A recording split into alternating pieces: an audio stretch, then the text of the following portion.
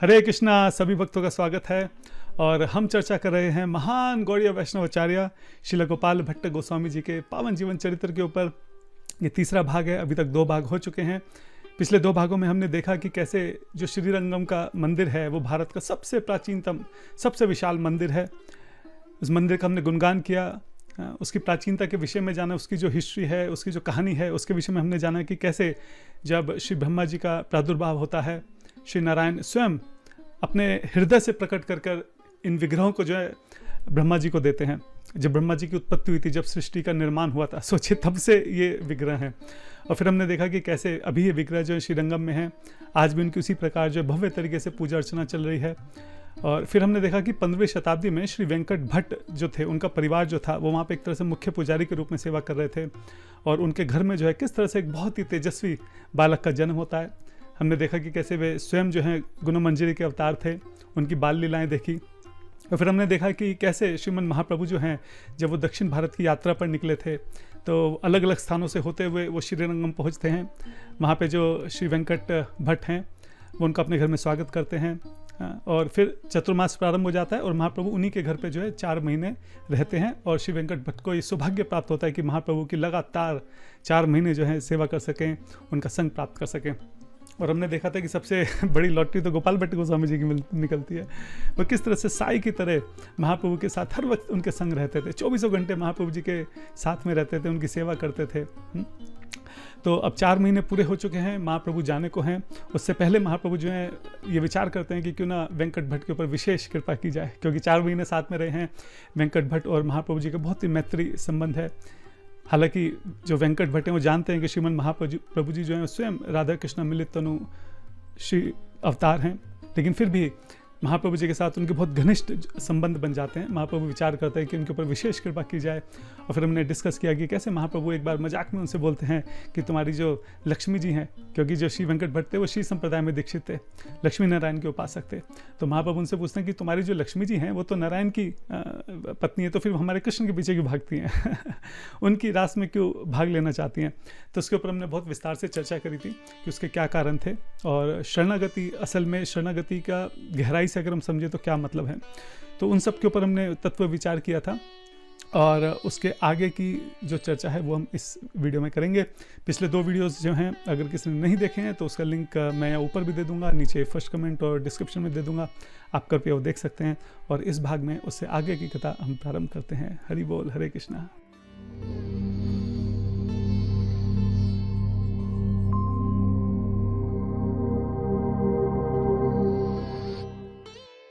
तो महाप्रभु जी जो हैं वो वेंकट भट्ट जी के यहाँ पे अपना चतुर्मास कर रहे हैं।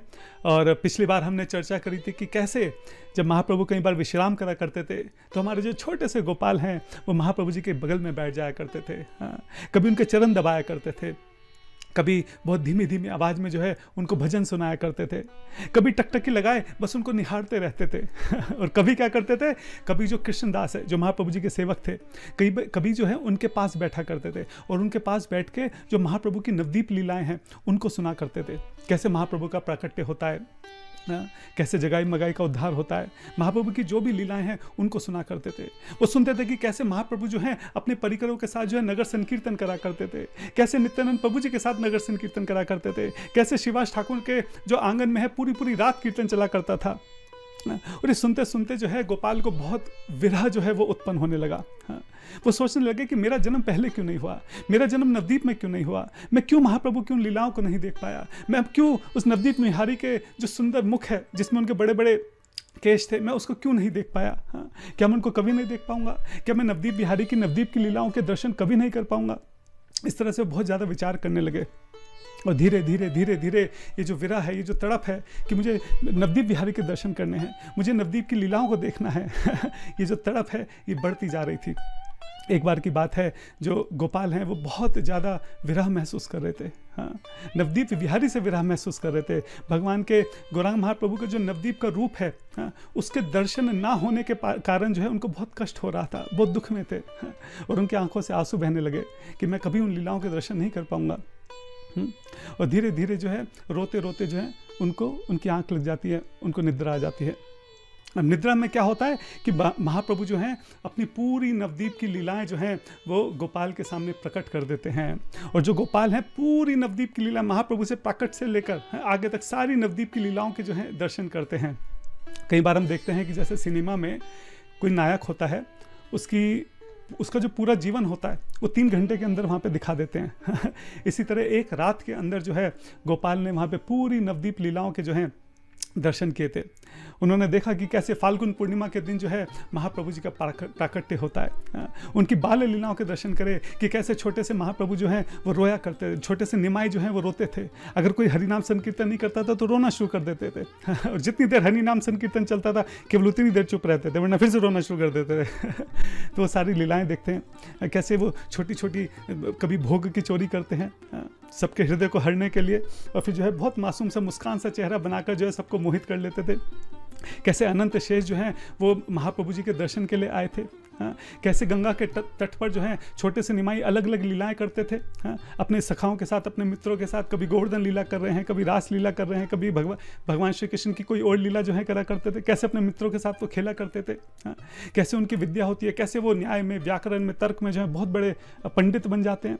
बल्कि तो कैसे उनको जब वो छोटे थे कैसे उनको अपनी विद्या का जो है अभिमान भी हो गया था।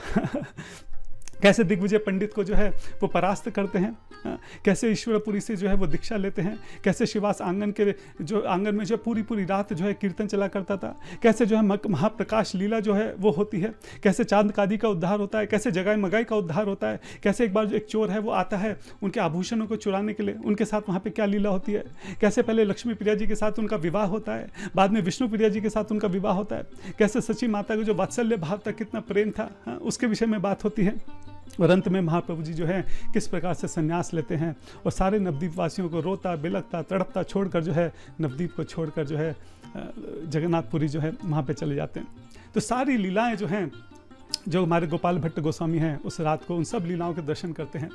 और जैसे वो ये दर्शन करते हैं कि किस तरह से महाप्रभु ने संन्यास ले लिया, किस तरह से नवद्वीप के जो वासी हैं किस तरह से रो रहे हैं, तड़प रहे हैं, सची माता की क्या हालत है, विष्णु प्रिया जी की क्या हालत है।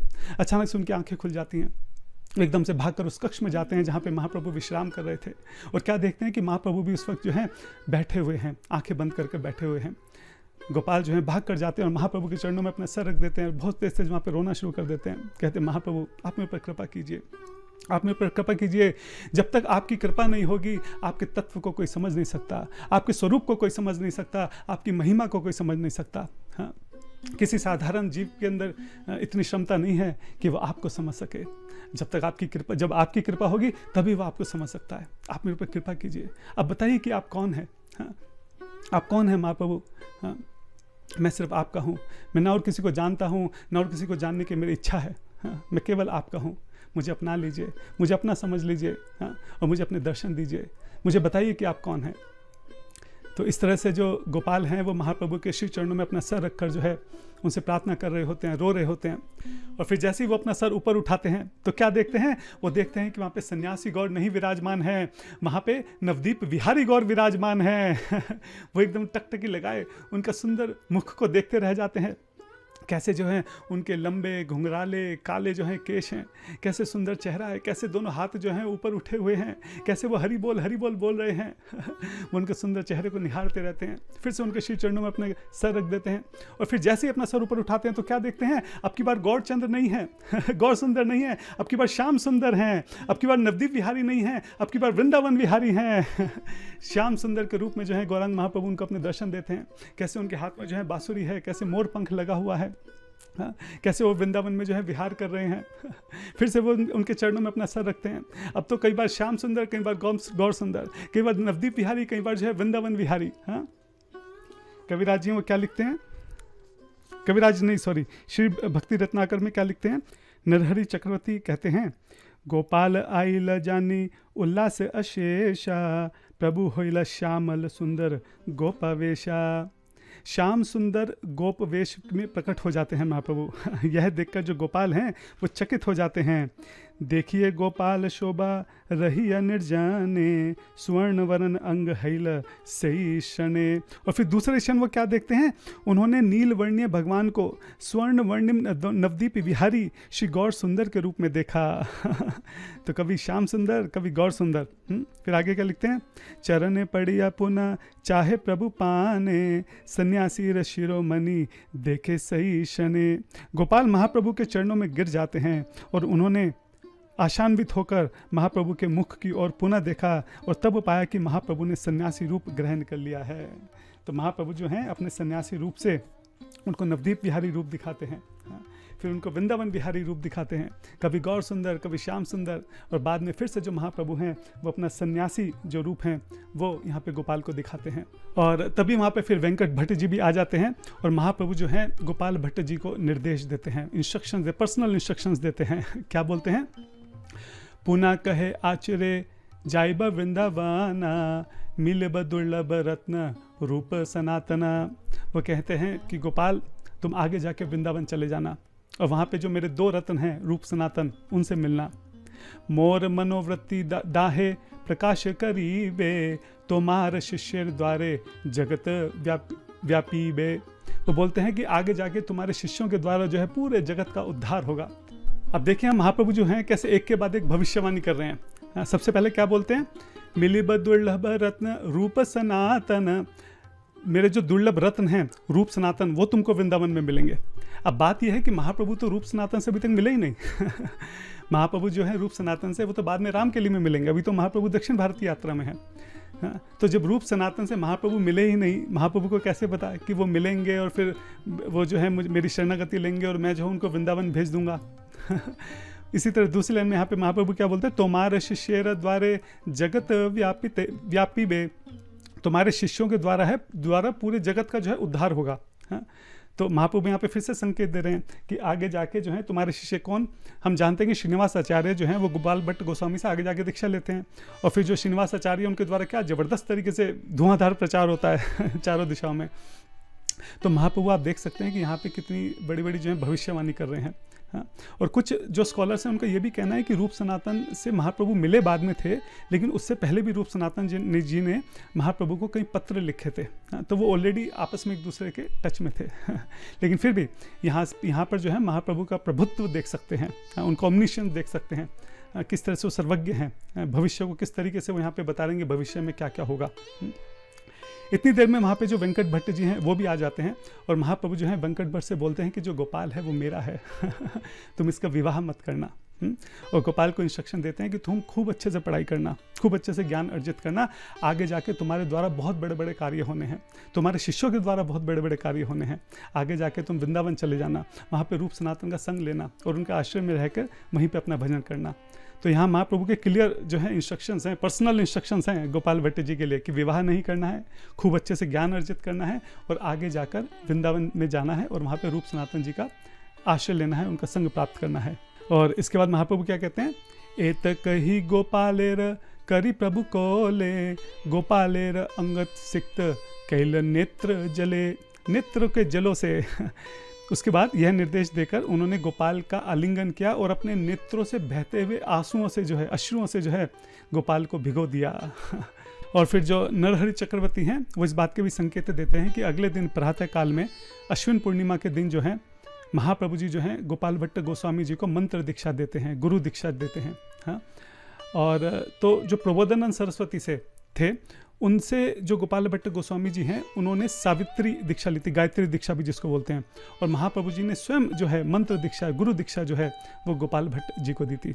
अब आखिरकार वो घड़ी आने लगती है जिसका विचार करके जो है तीनों भाई वेंकट भट्ट, त्रिमल भट्ट और प्रबोधानंद जी और हमारे नन्हे बाल तपस्वी प्रेम के नवांकुर गोपाल भट्ट जी, चारों जो हैं बहुत उदास रहने लगे थे।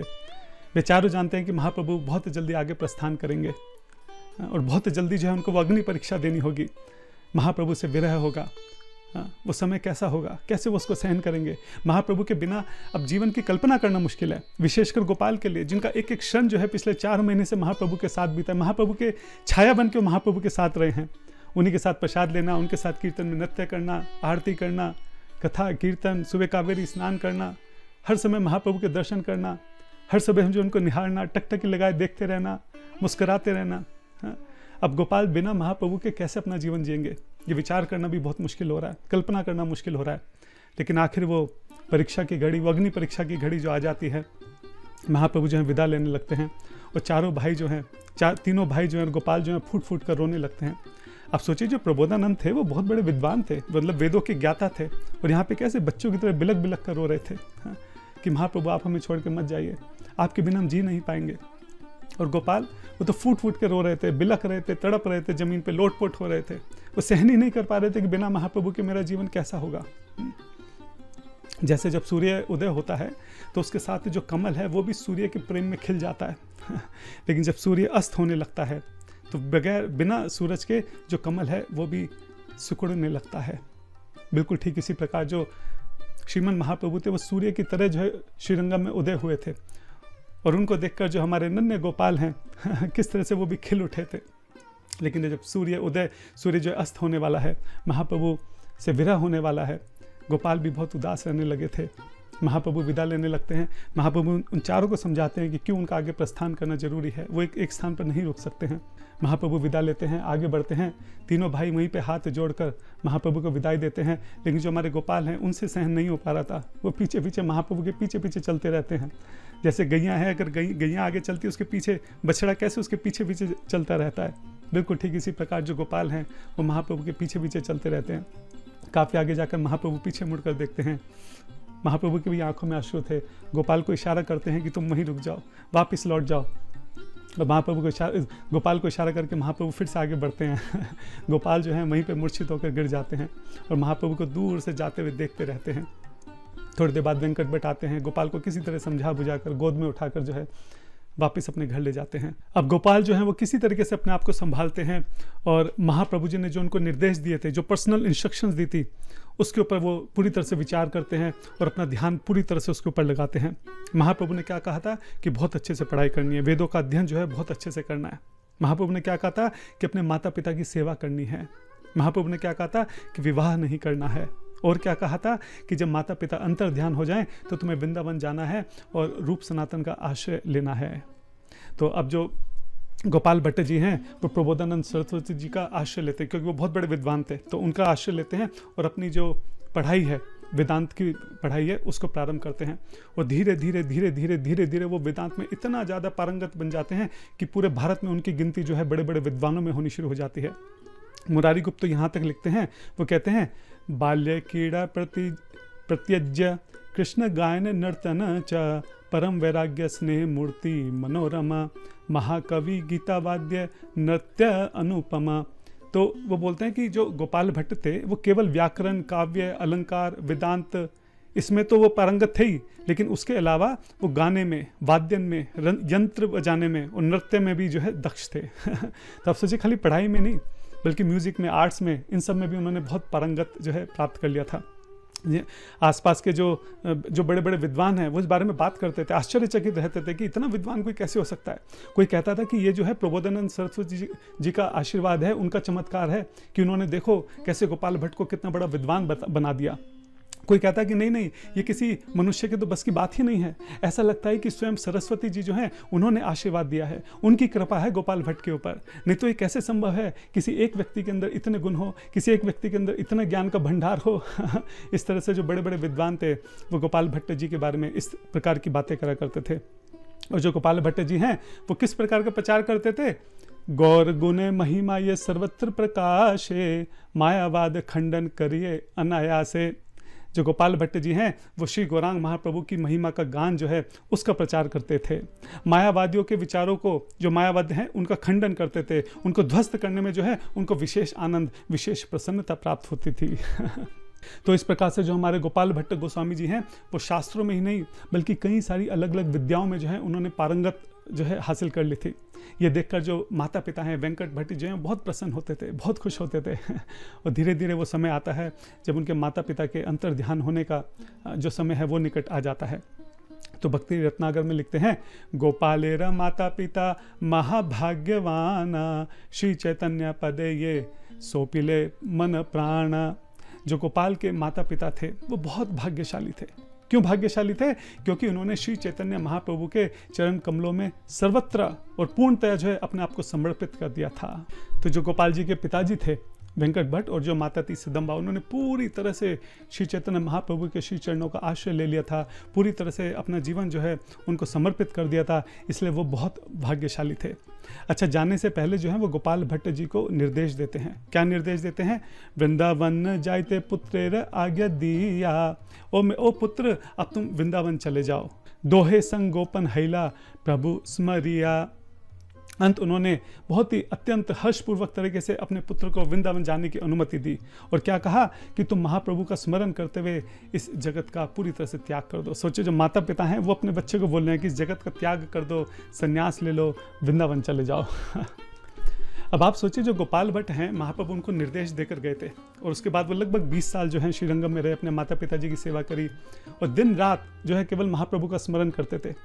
भक्ति रत्नाकर में लिखा है कि सोते हुए और जागते हुए हर समय हर क्षण जो है उन्हें महाप्रभु की स्मृति रहती थी। एक क्षण के लिए भी महाप्रभु को भूल नहीं पाए, एक क्षण के लिए भी महाप्रभु ने जो उनको निर्देश दिए थे उनको भूल नहीं पाए। दिन रात जो है इसी बात का विचार करते थे कि महाप्रभु ने जो मुझे निर्देश दिए हैं उनका पालन मुझे कैसे करना है। अब सोचिए कि जो गुरु हैं, जो साधु संत हैं, उनकी जो कृपा होना है वो कोई बहुत बड़ी बात नहीं है, क्योंकि उनका तो स्वभाव ही होता है जीवों के ऊपर कृपा करना। बात है कि क्या हम उस कृपा को पचा पाते हैं, क्या हम उस कृपा को ले पाते हैं, क्या हमारा वो पात्र है जिसमें हम उस कृपा को ठहरा पाएं। हम जानते हैं श्रील प्रभुपाद जी के गुरु महाराज जी जो थे, श्रील भक्ति सिद्धांत सरस्वती गोस्वामी प्रभुपाद जी, उन्होंने उनको इंस्ट्रक्शन दी, निर्देश दिया। क्या निर्देश दिया? कि तुम अंग्रेजी भाषा में प्रचार करो, तुम विदेश में जाकर जो है कृष्ण भक्ति का प्रचार करो। और हम देखते हैं कि कैसे जो हमारे श्रील प्रभुपाद जी हर क्षण जो है वो इसी बात पर विचार करते रहे पूरा जीवन भर कि कैसे वो अपने गुरु महाराज जी का जो निर्देश है उसका पालन कर सकते हैं। बहुत मुश्किल था, मुश्किल नहीं, असंभव था। हम अगर देखें 1960-70 के दशक में कि विदेश में जाना, वहाँ इस तरह से प्रचार करना, ये नेक्स्ट टू इम्पॉसिबल था, असंभव कार्य था।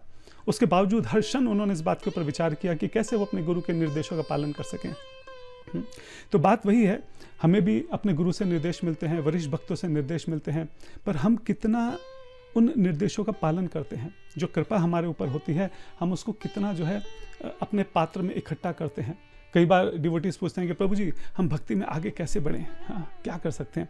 अच्छी बात है, इस तरह के प्रश्न तो हम सबको पूछने ही चाहिए, लेकिन मैं एक पॉइंट यहाँ पे ये बोलना चाहता हूँ कि ऐसा नहीं है कि भक्ति में आगे बढ़ने का कोई सीक्रेट है जो प्रभुपाद जी ने सबको नहीं बताया, जो छुपा के रखा हुआ है। और किसी तरह से उस सीक्रेट हमको पता लग जाए तो हम भी जो है भक्ति में आगे बढ़ जाएं। ऐसा नहीं है। जो प्रभुपाद जी थे, जितने भी साधु संत हैं, वो इतने दयालु होते हैं, वो कुछ भी अपने पास नहीं रखते हैं। उनको जो भी लगता है कि इस जीव का भला सबसे जल्दी और सबसे अच्छे तरीके से कैसे हो सकता है, वही वो निर्देश उसको देते हैं। तो ऐसा नहीं है कि कोई सीक्रेट है, कोई ऐसी बात है जो हमको पता नहीं है और अगर वो हमको पता लग जाए तो हम बहुत तेजी से भक्ति में आगे बढ़ जाएंगे। बात ये नहीं है। बात ये है कि जो हमको बताया गया है उसका हम जो है ईमानदारी से पालन नहीं कर रहे हैं। अगर हम उसका ही ईमानदारी से पालन करें तो ही हम भक्ति में बहुत तेजी से आगे बढ़ सकते हैं। तो बात यह है कि कृपा तो साधु संतों की, हमारे गुरु महाराज की, वरिष्ठ भक्तों की, सबकी हमारे ऊपर होती है, लेकिन हम उस कृपा को लेते नहीं हैं। हम पात्र में जो है प्रॉब्लम है, देने वाले में प्रॉब्लम नहीं है। तो ये हमको यहाँ पे समझना पड़ेगा।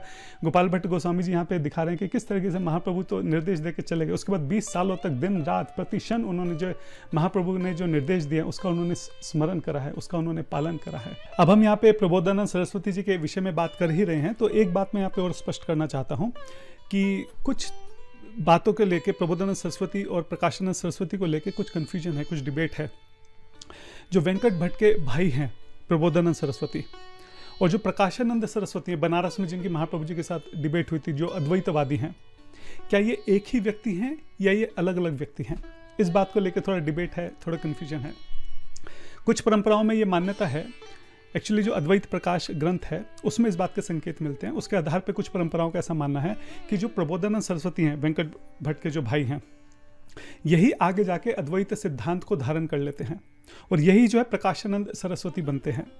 फिर महाप्रभु जी के साथ इनकी बनारस में डिबेट होती है और ये वापस भक्ति में पुनः लौट आते हैं और फिर वृंदावन में जाके वहाँ पे कई सारे भक्ति के ग्रंथों की जो है प्रसिद्ध जो भक्ति के ग्रंथ हैं उनकी रचना करते हैं। उनका ये मानना है। लेकिन हमारा और कुछ परंपराओं का ये मानना है कि ये दो अलग अलग व्यक्ति हैं। जो प्रबोधानंद सरस्वती हैं और प्रकाशानंद सरस्वती हैं, दो अलग अलग व्यक्ति हैं। प्रबोधानंद सरस्वती जो हैं वो कभी भी प्रकाशानंद सरस्वती नहीं बनते हैं।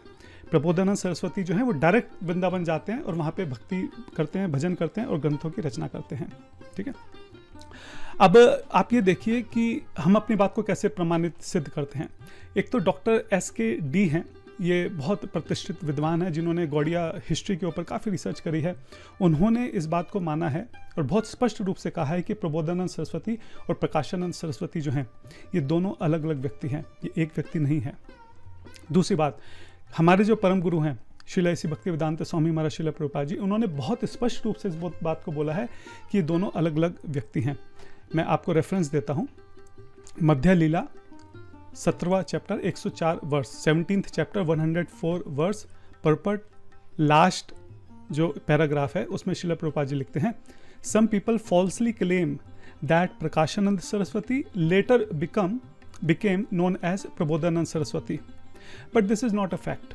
Prabodhanand Saraswati was the uncle and spiritual master of Gopal Bhatta Goswami. In his Grasta life, Prabodhanand Saraswati was a resident of Sri Ranga Kshetra and he belonged to the Vaishnava Ramanuja Sampradaya. It is mistake to consider Prakashananda Saraswati and Prabodhanand Saraswati the same man. Srila Prabhupada ji बहुत clarity से इस बात को बोल रहे हैं कि ये दोनों अलग अलग हैं, ये मिस्टेक है अगर हम दोनों को एक समझ रहे हैं। बड़ी बड़ी बात है, हल्की बात नहीं है। मेरी प्रॉब्लम यह है कि मैं कुछ इस्कॉन के भक्तों के भी कथा सुन रहा था गोपाल भट्ट गोस्वामी की, और वो भी इस बात को बोल रहे हैं कि ये दोनों एक ही हैं। तो ये गलत है। हम श्रील प्रभुपाद जी के फॉलोअर हैं, हमें उन्हीं की जो उनकी अंडरस्टैंडिंग है उसी के साथ सिंकअप होकर हमको चलना है। और अगर आप थोड़ा सा कॉमन सेंस भी यूज़ करें ना, आप ये देखिए कि जो प्रबोधानंद सरस्वती हैं वो श्री संप्रदाय में पहले से ही दीक्षित थे और बहुत बड़े विद्वान थे, वो बहुत बड़े वेदांतिक थे, वो दार्शनिक थे, पूरे भारत में उनका नाम था। महाप्रभु जी का 4 महीने संग मिला है उनको, महाप्रभु जी के भक्त थे वो। ये इतना सरल नहीं है कि वो बहुत आसानी से अद्वैत सिद्धांत को अपना लेंगे। पहली बात। दूसरी बात यह है कि जब महाप्रभु प्रकाशानंद सरस्वती से मिलते हैं, क्या वहाँ पे कोई एक भी संकेत है कि प्रकाशानंद सरस्वती जो है महाप्रभु को पहचान जाते हैं? आप सोचिए, 4 महीने महाप्रभु जो हैं वो वेंकट भट्ट जी के और प्रबोधानंद सरस्वती जी के साथ में रहे हैं। प्रबोधानंद सरस्वती महाप्रभु के इतने निकट रहे हैं, और महाप्रभु जब प्रकाशानंद सरस्वती से मिलते हैं वहाँ पे एक बार भी वो ऐसा नहीं बोलते कि आपको देख के अच्छा लगा या दोबारा मिले, या कोई भी एक भी वर्ष वहाँ पे अगर ऐसा हो जिसमें कुछ भी ऐसा संकेत मिलता हो कि वो महाप्रभु को पहचान रहे हैं या देख के प्रसन्न हो रहे हैं या उनका स्वागत कर रहे हैं या कुछ भी ऐसा, कुछ भी नहीं। वो तो एकदम अनजान थे वहाँ पे महाप्रभु से, महाप्रभु उनसे मिलते एक बार भी ऐसा कुछ नहीं बोलते, तो ये कैसे संभव है? तो ये भी संभव नहीं है। तो इसलिए हमें इस बात को थोड़ा ध्यान रखना चाहिए कि जो हमारी परंपरा की अंडरस्टैंडिंग है हमें उसके साथ चलना चाहिए। स्पेशली श्रील प्रभुपाद जी ने जब बहुत क्लैरिटी से इस बात को मेंशन कर दिया है कि दोनों अलग अलग हैं, तो हमें इस बात को ध्यान में रखते हुए जो है आगे इसके ऊपर प्रचार करना चाहिए। एक बात और है कि जब महाप्रभु वेंकट भट्ट जी के घर पे रुक रहे थे तो उनको जगन्नाथ बलदेव सुभद्रा मैया से बहुत ज़्यादा विरह महसूस हो रहा था। तो इसलिए अपने हाथ से वो जगन्नाथ बलदेव सुभद्रा मैया के जो है वहाँ पे विग्रह बनाते हैं। आज भी अगर हम श्रीरंगम क्षेत्र में जाते हैं तो वेंकट भट्ट जी का घर है, उसको अब श्री जगन्नाथ मठ के नाम से जाना जाता है। आज भी वहाँ पे वो जगन्नाथ बलदेव सुभद्रा मैया के विग्रह हैं जिनको महाप्रभु जी ने अपने हाथों से बनाया था, और आज भी जो उनके वंशज हैं वो उसी तरीके से श्रीरंगम जी में जो अपनी सेवा कर रहे हैं, पुजारी के रूप में जो है अपनी सेवाएं प्रदान कर रहे हैं। मैंने जो पढ़ा है, श्री रंगराज भट्ट जी हैं जो अभी भी वहाँ पे मुख्य पुजारी हैं और जो उन्हीं के वंशज चले आ रहे हैं, और उसी प्रकार वो रंगनाथ जी की सेवा कर रहे हैं। तो जैसे अभी हमने चर्चा करी, जो गोपाल भट्ट गोस्वामी जी हैं उनके माता पिता जो हैं वो अंतर्ध्यान हो गए हैं। जाने से पहले उन्होंने गोपाल भट्ट को जो है ये निर्देश दिया है कि वो महाप्रभु जी की आज्ञा का पालन करें और वृंदावन जाएं। तो गोपाल भट्ट गोस्वामी जो हैं अब वो वृंदावन के लिए निकल रहे हैं। प्रबोधानंद सरस्वती पहले ही निकल चुके हैं, काफ़ी पहले वो वृंदावन के लिए निकल गए थे। वेंकट भट्ट जी अंतर्ध्यान हो गए और गोपाल भट्ट जी अब जो हैं वृंदावन के लिए प्रस्थान कर रहे हैं। एक बार गोपाल भट्ट गोस्वामी जी की जो स्थिति है उसको समझने का प्रयास करते हैं। महाप्रभु जी को गए हुए 20 साल हो गए हैं। 20 साल से महाप्रभु के विरह में रह रहे हैं। हर एक पल जो है इसी क्षण का इंतजार था कि कब वो घड़ी आएगी जब मैं श्री वृंदावन धाम जाऊंगा, कब वो घड़ी आएगी जब मुझे रूप सनातन का आशीष जो है प्राप्त होगा, उनका संग प्राप्त होगा। 20 साल सोचिए, 20 साल दिन रात इस चीज़ के ऊपर उन्होंने विचार किया है, और आज वो क्षण आ गया है जब वो वृंदावन के लिए निकल रहे हैं। हृदय में जो है विरह है, उसकी अग्नि जो है धधक रही है, जैसे चुंबक होती है, इस तरीके से वृंदावन की तरफ खींचे जा रहे हैं वो। और वो जानते हैं कि वो श्रीरंगम से जा रहे हैं और वो कभी लौट के शायद वहाँ नहीं आएंगे। वहाँ के निवासी जानते हैं कि गोपाल भट्ट गोस्वामी जा रहे हैं और वो कभी शायद लौट के नहीं आएंगे। सब उनसे बहुत प्रेम करते थे, सबके प्रिय थे वो। आज हजारों की भीड़ जो है उनको देखने के लिए आई है, आखिरी बार उनके दर्शन के लिए आई है। आज उनके गोपाल भट्ट गोस्वामी जो हमेशा के लिए श्रीरंगम को छोड़ के श्री वृंदावन धाम जा रहे हैं। सबकी आंखों में आंसू हैं, सबके हाथ जुड़े हुए हैं, सब उनके आखिरी दर्शन कर रहे हैं। गोपाल भट्ट गोस्वामी जी भी सबको प्रणाम करते हैं, लेकिन उनके अंदर विरह की जो अग्नि थी इतनी ज़्यादा धधक रही थी कि वो बहुत ज़्यादा ध्यान नहीं देते हैं और सीधा वृंदावन की तरफ भागना शुरू कर देते हैं। आप जरा अंदाजा लगाइए, गोपाल भट्ट गोस्वामी जो हैं वो कभी श्रीरंगम क्षेत्र से बाहर नहीं निकले थे। उन्हें बाहर की दुनिया का अंदाजा भी नहीं था।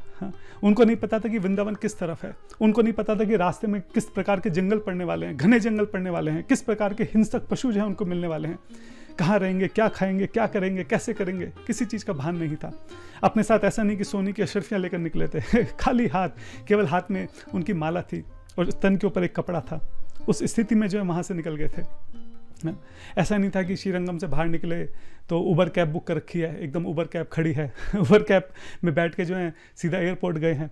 एयरपोर्ट से दिल्ली तक की फ़्लाइट है और दिल्ली से फिर एयरपोर्ट से ही वृंदावन की टैक्सी है और टैक्सी से सीधा वृंदावन के एक अच्छे 3 स्टार होटल में जाना है। वहाँ पे पूरा अपना बढ़िया गीजर, हीटर, AC वगैरह सब लगे हुए हैं और वहाँ पे थोड़ा विश्राम करके और फिर शाम को रूप सनातन से मिलेंगे। इस तरह का कोई प्लान नहीं था। सिर्फ शरीर के ऊपर एक कपड़ा था, तन के ऊपर एक कपड़ा था, हाथ में माला झोली थी और वृंदावन के लिए भाग रहे थे। कहाँ से कहाँ तक भाग रहे थे? श्रीरंगम से वृंदावन।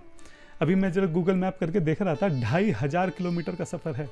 हाँ, किलोमीटर है कि माइल है? अभी देखता हूँ, किलोमीटर है। 2500 किलोमीटर का सफ़र है। आप सोचिए 2500 किलोमीटर के सफ़र पे वो निकल रहे हैं। तो जो गोपाल भट्ट गोस्वामी हैं वो वृंदावन की तरफ भागना शुरू करते हैं। उनको बस इतनी सी बात पता है कि मैं अगर इस दिशा में भागता रहूँगा तो मैं एक दिन वृंदावन जरूर पहुँच जाऊँगा। हाँ, पहले गूगल मैप तो होते नहीं थे, सिर्फ दिशा का कि इधर से सूरज निकल रहा है, मुझे इस दिशा में भागना है, इस तरीके से इस दिशा में चलते रहूँगा तो मैं एक दिन वृंदावन जरूर पहुँच जाऊँगा। खूब तेज भागते हैं, भागते हैं, भागते हैं, भागते हैं। जब थक जाते हैं तो चलना शुरू कर देते हैं, बीच में कई बार नाचना शुरू कर देते हैं। किसी चीज़ का होश नहीं है, कब दिन हो रहा है, कब रात हो रही है, कुछ खाया नहीं है, कुछ पिया नहीं है। कभी नाचते हैं, कभी गाते हैं, कभी गिर पड़ते हैं, कभी संभलते हैं, फिर उठकर दौड़ना शुरू कर देते हैं। रास्ते में कहीं गाँव पड़ते हैं, कई बार जो कुछ गांव वाले हैं कभी उनको थोड़ा सा दूध दे देते हैं, कभी नदी पड़ती है तो वहाँ पानी पी लेते हैं। कुछ गांव वालों ने रास्ते में उनको थोड़ा सा कुछ भोजन प्रसाद भी दे दिया। हाँ, लेकिन वो भागते रहते हैं, भागते रहते हैं, भागते रहते हैं। 2500 किलोमीटर लंबा सफ़र है, ना जाने कितने महीने, कितने हफ्ते उनको वहाँ पे लगे होंगे। रास्ते में जो है घने जंगल पड़ते हैं, घने जंगलों से भाग रहे हैं। उन्होंने कभी हिंसक पशुओं को देखा ही नहीं। उनको कोई होश भी नहीं। वहाँ पे हिंसक पशु आए भी तो उनको होश ही नहीं। वो अपनी मदमस्त हैं, वो अपने प्रेमावेश में जो है पागल हो रखे हैं। अपनी कोई सुध बुध नहीं है उनको। बस एक ही धुन सवार है कि मैं वृंदावन कब पहुँचूंगा। भागे जा रहे हैं। रास्ते में हिंसक पशु भी पड़ते हैं तो कई बार वो उनको प्रणाम करते हैं। कई हिंसक पशु जो हैं दोनों हाथ ऊपर उठा के उनको भी हरि बोल के संकेत देते हैं। कुछ हिंसक पशु जो हैं उनके लिए वहाँ पे रास्ता छोड़ के साइड में खड़े हो जाते हैं, बराबर में खड़े हो जाते हैं। इस प्रकार वो भागते रहते हैं, भागते रहते हैं, भागते रहते हैं। कई दिन, कई हफ्ते बीत जाते हैं। धीरे धीरे समय ऐसा आ जाता है कि वो बहुत ज़्यादा थक के चूर हो चुके होते हैं। उनके अंदर बिल्कुल भी शक्ति नहीं बचती है। ज़मीन पर गिर जाते हैं, थोड़ी देर उठकर चलते हैं, नहीं चला जाता, फिर ज़मीन पर गिर जाते हैं, फिर थोड़ा रेंगना शुरू कर देते हैं और धीरे धीरे जो है वहीं पे बेहोश हो जाते हैं। तभी वहाँ पे एक ब्राह्मण आते हैं। ब्राह्मण आते हैं, उनके हाथ पांव सहलाते हैं, उनका सर सहलाते हैं, उनको पानी पिलाते हैं। गोपाल भट्ट जी जो मूर्छित हो गए थे वो दोबारा से होश में आते हैं। ब्राह्मण उनसे पूछते कि आप कहाँ जा रहे हैं? तो गोपाल भट्ट जी कहते हैं कि मैं तो वृंदावन की तरफ जा रहा हूँ। तो ब्राह्मण कहते हैं अच्छा, आप वृंदावन की तरफ जा रहे हैं? अरे मैं भी ब्रजवासी हूँ, मैं भी वृंदावन का ही हूँ और मैं भी वृंदावन की तरफ ही जा रहा हूँ। चलो हम साथ में चलते हैं, मैं भी आपके साथ में चलता हूँ। ठीक है, मुझे उसका दिशा का भी, मुझे रास्ते का भी पता है। ठीक है, मैं आपको ले चलूँगा। तो गोपाल भट्ट गोस्वामी जी हैं वो प्रसन्न हो जाते हैं कि ठीक है हम लोग साथ में चलते हैं। तब वो गोपाल भट्ट गोस्वामी जी के साथ में हो जाते हैं और गोपाल भट्ट गोस्वामी जी की खूब सेवा करते हैं। उनके लिए भोजन बना देते हैं, जब वो बहुत थक जाते हैं उनके पाँव दबा देते हैं, उनके लिए पानी ले आते हैं, बार बार उनको रास्ता दिखाते हैं कि अब हमें इस मार्ग से जाना है, अब इस रास्ते से जाना है, ये छोटा रास्ता है, ये साफ रास्ता है, यहाँ पर आसानी से जा पाएंगे। और करते करते वो गोपाल भट्ट गोस्वामी जी के साथ चलते हैं। लेकिन धीरे धीरे गोपाल भट्ट गोस्वामी बहुत कमज़ोर हो जाते हैं। लगातार कितने हफ्तों से वो चल रहे थे।